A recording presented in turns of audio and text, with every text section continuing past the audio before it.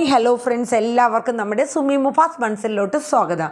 അപ്പം നമ്മുടെ നാളെ വരാനിരിക്കുന്ന കാറ്റത്തെ കിളിക്കൂടിൽ നമ്മുടെ സുധീഷിൻ്റെയും നമ്മുടെ നിധിയുടെയും പുതിയ വിശേഷങ്ങൾ എന്തൊക്കെയാണെന്ന് അറിഞ്ഞാലോ? നമ്മുടെ വീഡിയോസ് നിങ്ങൾ കേൾക്കുന്നതിനോടൊപ്പം തന്നെ ഒന്ന് ലൈക്ക് അടിക്കാനായിട്ട് ശ്രമിക്കുക. പുതുതായിട്ട് നമ്മുടെ ചാനൽ കാണുന്നവരൊക്കെ നമ്മുടെ ചാനലൊന്ന് സബ്സ്ക്രൈബ് ചെയ്യാനും കൂടെ മറക്കരുത് കേട്ടോ. അപ്പം നമുക്ക് വിശേഷത്തിലോട്ട് പോകാം. അങ്ങനെ നമ്മുടെ നീതുവിൻ്റെ അച്ഛനും അമ്മയും കൂടെ വന്നിട്ട് അങ്ങ് അടിച്ചു വാരി തകർക്കാണ്. നിങ്ങൾക്ക് എന്ത് യോഗ്യതയുള്ള എന്നും പറഞ്ഞല്ലോ. അപ്പോൾ സുഭാഷും ഹരീഷും സുധീഷും ഒക്കെ ഉണ്ട്, ഭാസ്കരൻ ഉൾപ്പെടെ നിൽക്കുകയാണ്. അതെ, നിങ്ങളുടെ കുടുംബത്ത് ഒരു പെണ്ണുങ്ങളെങ്കിലും വാഴുമോ നിങ്ങളുടെ കുടുംബത്ത് എന്നൊക്കെ പറഞ്ഞിട്ട് നീതുവിൻ്റെ അമ്മ കുറേ അങ്ങോട്ട് അടിക്കുന്നത്. അപ്പോൾ ഇതൊക്കെ കേട്ടിട്ട് നിധിക്ക് സഹിക്കാൻ പറ്റില്ല. കാരണം തൻ്റെ കുടുംബമാണിത്. തൻ്റെ കുടുംബത്തെ ഇങ്ങനെ അവഹേളിക്കുന്നത് നീതു ഒരിക്കലും സമ്മതിച്ചു കൊടുക്കൂല.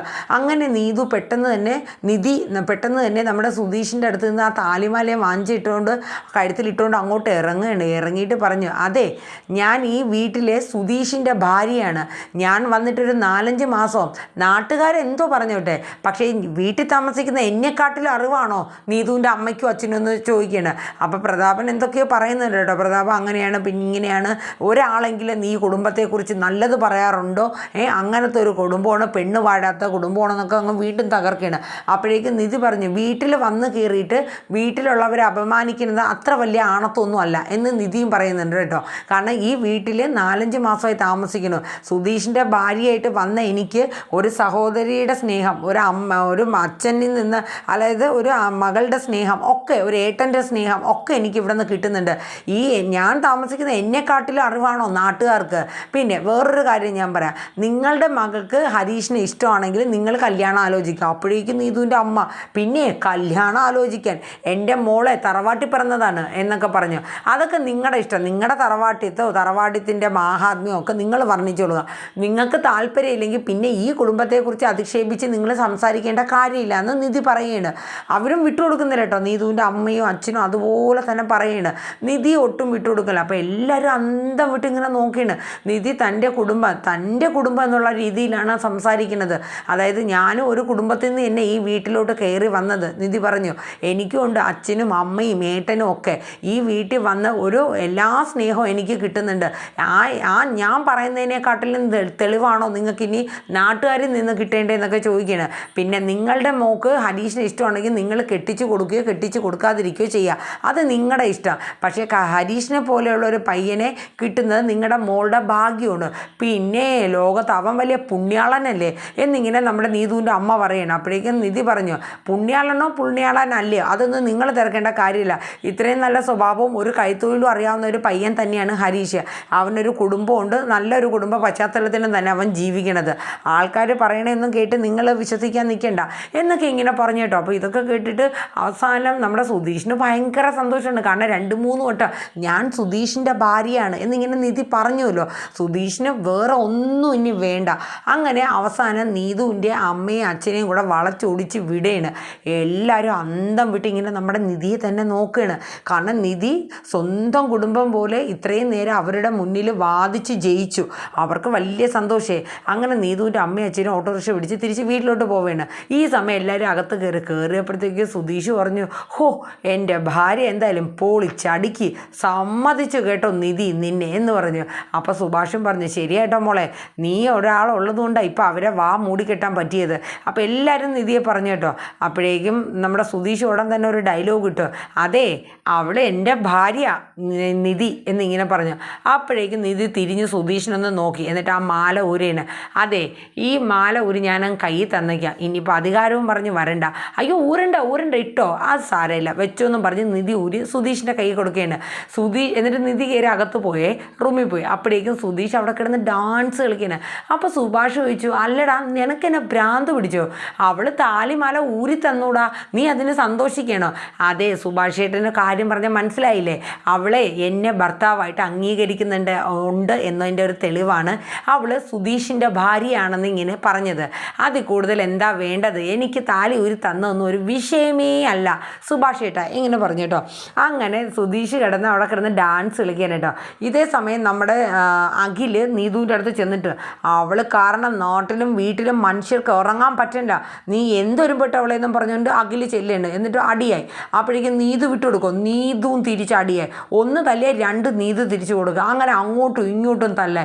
ഒടുവിൽ പാത്രങ്ങൾ പിറക്കിയേറിയാണ്. ആ സമയത്ത് നമ്മുടെ നീതുവിൻ്റെ അച്ഛനും അമ്മയും വന്നിറങ്ങിയാണ്. ആ സമയത്ത് നോക്കിയപ്പോൾ മുറ്റത്ത് പാത്രങ്ങൾ പറക്കുകയാണ്, അങ്ങോട്ടും ഇങ്ങോട്ടും കിടന്ന് പറന്നുകൊണ്ടിരിക്കുകയാണ്.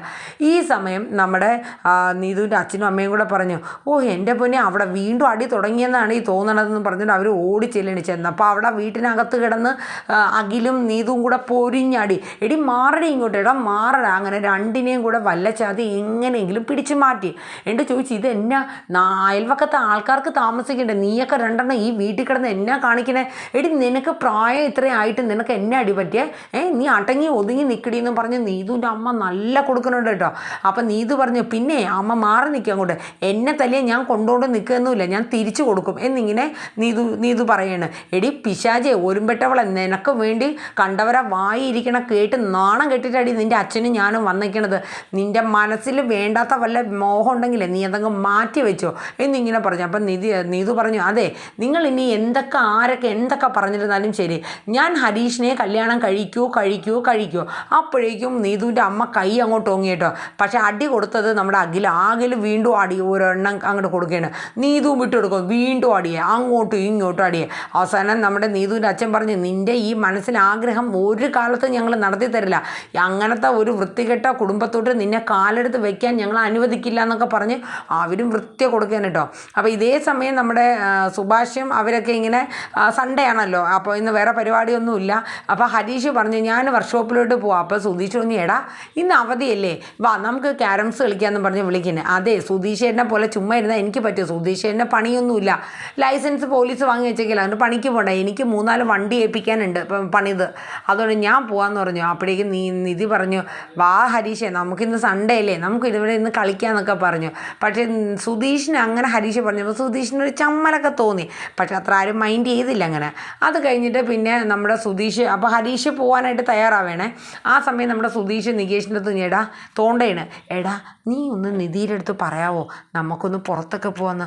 അപ്പം നികേഷ് ചോദിച്ചു, പുറത്തോ, എവിടെ? അതെ നമുക്ക് ബീച്ചിലൊക്കെ ഒന്ന് പോയാലോ. അപ്പം സുധീഷേട്ടൻ പറ.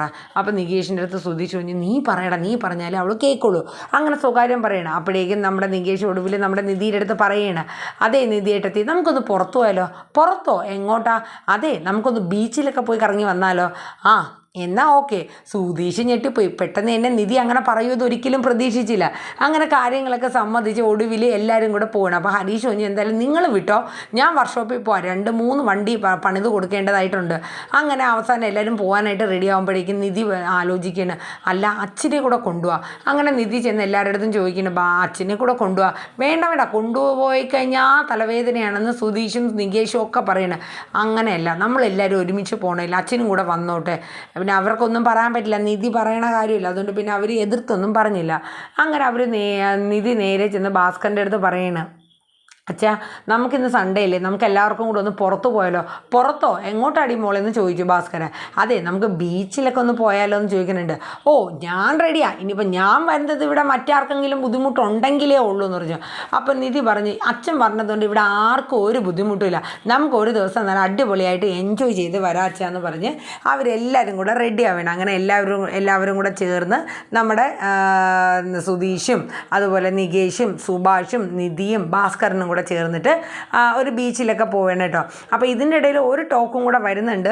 ഈ നമ്മുടെ നീതുവിൻ്റെ അച്ഛനും അമ്മയൊക്കെ വന്ന് വഴക്കുണ്ടാക്കിയിട്ട് തിരിച്ചു പോയി കഴിഞ്ഞപ്പം നമ്മുടെ ഹരീഷ് പറഞ്ഞു, ഇനി ഞാൻ നീതുവിനെ കല്യാണം കഴിക്കാൻ ആഗ്രഹിക്കുന്നില്ല, കാരണം എൻ്റെ കുടുംബത്തിൽ വന്ന് ഇത്രയും ബുദ്ധിമുട്ടും എൻ്റെ കുടുംബക്കാരെ ഏട്ടനെയും അച്ഛനെയൊക്കെ ഇത്ര ഇൻസൾട്ട് ചെയ്തിട്ട് ഇനി ആ കുടുംബത്തിൽ നിന്ന് എനിക്കൊരു ബന്ധം വേണ്ട എന്ന് എന്നെ ഹരീഷ് പറഞ്ഞു. അപ്പോഴേക്കും സുഭാഷ് പറഞ്ഞു, അതെ അതൊക്കെ പിന്നെയുള്ള കാര്യം, എന്തായാലും ഇതൊന്നും ഒത്തുതീർപ്പാവട്ടെ, ഇനി നീ ആയിട്ടൊരു പ്രശ്നത്തിനൊന്നും പോവാൻ നിൽക്കണ്ട എന്നൊക്കെ പറഞ്ഞ് സുഭാഷ് നമ്മുടെ ഹരീഷിനെ സമാധാനിപ്പിച്ചൊക്കെ വിടുന്ന സീനും കാര്യങ്ങളൊക്കെയാണ്. അപ്പോൾ ഇനിയിപ്പോൾ അടുത്ത എപ്പിസോഡിൽ എന്തൊക്കെയാണെന്നുള്ളത് നമുക്ക് കാത്തു തന്നെ ഇരിക്കാം. അപ്പോൾ പുതിയ പ്രൊമോ ആയിട്ട് നമ്മൾ വീണ്ടും വരുന്നതാണ്. എല്ലാവരും നമ്മുടെ കാറ്റത്തെ കിളിക്കൂടിൻ്റെ ആ ഒരു പ്രൊമോ വീഡിയോ കേൾക്കുക, സ്കിപ്പ് അടിക്കാണ്ട് തന്നെ കേൾക്കുക. അതോടൊപ്പം എല്ലാവരും നമ്മുടെ വീഡിയോ ഒന്ന് ലൈക്ക് അടിക്കാനായിട്ട് ശ്രമിക്കുക. പിന്നെ പുതുതായിട്ട് വരുന്നവരൊക്കെ നമ്മുടെ ചാനൽ ഒന്ന് സബ്സ്ക്രൈബും കൂടെ ചെയ്ത് ആ ബെൽ ബട്ടണും കൂടെ ഒന്ന് ഇനേബിൾ ചെയ്യണം. കാരണം വേറൊന്നുമല്ല, നോട്ടിഫിക്കേഷനൊക്കെ നിങ്ങൾക്ക് കൃത്യമായിട്ട് കിട്ടണം എന്നുണ്ടെങ്കിൽ ആ ബെൽ ബട്ടൺ ഓൾ എന്നുള്ള ഓപ്ഷൻ കൊടുത്തു വെച്ചാലേ പറ്റുള്ളൂ. അപ്പോൾ എന്തായാലും നല്ലൊരു ഗുഡ് ഈവനിങ് അല്ലെങ്കിൽ ഒരു ശുഭരാത്രി തന്നെ പറഞ്ഞുകൊണ്ട് നമ്മുടെ എപ്പിസോഡ് ഇന്നിപ്പം വൈൻഡപ്പ് ചെയ്യാണ്. അപ്പോൾ എല്ലാവർക്കും ഒരിക്കൽ കൂടി ടാറ്റാ ബൈ ബൈ.